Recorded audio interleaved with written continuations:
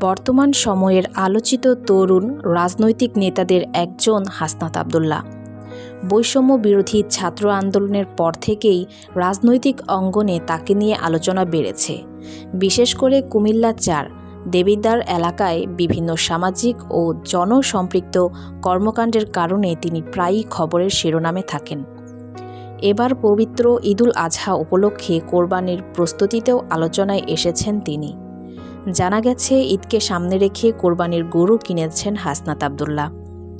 বিষয়টি সামনে আসার পর থেকেই সামাজিক যোগাযোগ মাধ্যমে শুরু হয়েছে নানা আলোচনা।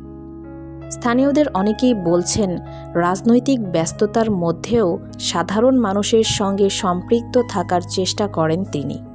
ঈদ উপলক্ষে ব্যক্তিগত কোরবানির পাশাপাশি অসহায় মানুষের মাঝেও মাংস বিতরণের পরিকল্পনা রয়েছে বলে আলোচনা চলছে।